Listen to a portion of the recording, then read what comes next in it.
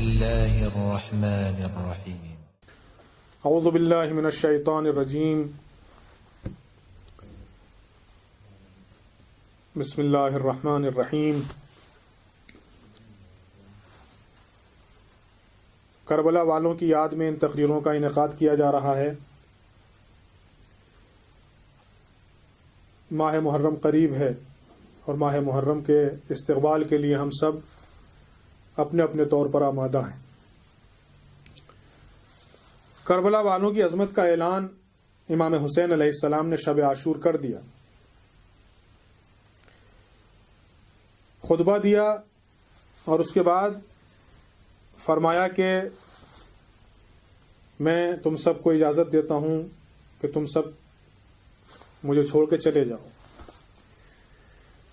گویا امام حسین علیہ السلام یہ واضح کرنا چاہتے ہیں کہ خود مجھے کسی کی ضرورت نہیں ہے حق کا اعلان کرنے کے لیے.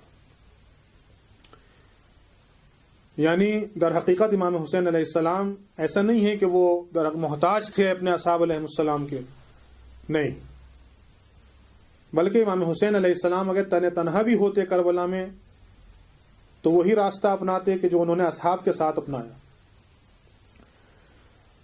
شب عاشور امام نے مخاطب کر کے کہا کہ حاذ اللیل فاتخذوہ جنہ، رات کا سناٹا ہے، اے میرے ساتھیو تم اس رات کے سناٹے کو اپنی سپر بنا کے چلے جاؤ، تمہیں کوئی دیکھ نہیں پائے گا.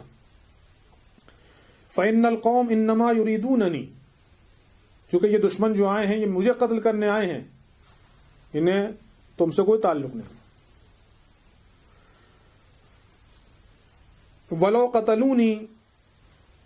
قتلونی، اگر یہ میرا قتل کر دیں، لم یلتفتوا الیکم، تو یہ تمہاری طرف متوجہ نہیں ہوں گے، یہ تمہارے قتل کی فکر میں نہیں آئیں گے. وانتم فی حل وسعۃ، اور تم سب کے سب آزاد ہو، تمہارے پاس گنجائش ہے، جا سکتے ہو. فقالوا، تمام اصحاب نے بیک زبان فرمایا، کیا کہا؟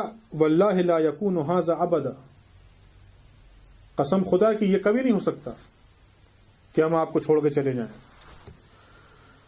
اس کے بعد امام نے فرمایا کہ انکم تقتلون غدا کلکم، تم سب کے سب کل شہید کر دیے جاؤ گے. ولا یفلت منکم رجل، اور تم میں سے ایک مرد بھی باقی نہیں رہے گا. تو سب نے کیا کہا؟ قالوا الحمد للہ الذی شرفنا بالقتل معک، ساری تعریفیں ہیں اس پروردگار کی کہ جس نے ہمیں یہ شرف دیا کہ آپ کی رکاب میں شہید ہو جائیں. جب امام نے اپنے اصحاب کے جذبے کو دنیا کے سامنے واضح کر دیا، چونکہ یہ الفاظ منتقل ہو کر ہم تک بھی آنے تھے، جب امام نے دنیا کے سامنے قیامت تک کے لیے اپنے اصحاب کی عظمت کا اعلان فرما دیا ان الفاظ میں، اور گویا اصحاب نے خود اپنے جذبے کا اعلان کر دیا. چنانچہ اس بیچ میں جناب زہیر ابن قین جو چند دن پہلے ہی امام کے قافلے سے ملحق ہوئے ہیں، انہوں نے بڑے عظیم الشان الفاظ میں اعلان کر دیا. ارشاد فرمایا کہ اگر 70,000 مرتبہ بھی یا 70 مرتبہ بھی اگر ہمیں قتل کیا جائے اور اس کے بعد ہماری لاش کو خاکستر کر دیا جائے اور دوبارہ سے پھر زندہ کیا جائے، تب بھی ہم آپ کی نصرت میں کوتاہی نہیں کریں گے. اسی طرح جناب ابو الفضل عباس علیہ السلام نے اپنی وفاداری کا اعلان فرمایا انہی الفاظ میں تقریباً. جب اپنے اپنے جذبات کا اصحاب نے، یعنی ایک شخصیت بنی ہاشم کی نمائندہ بن کے اٹھی جناب عباس کی شکل میں، ایک شخصیت اصحاب کی نمائندہ بن کے اٹھی جناب زہیر ابن قین،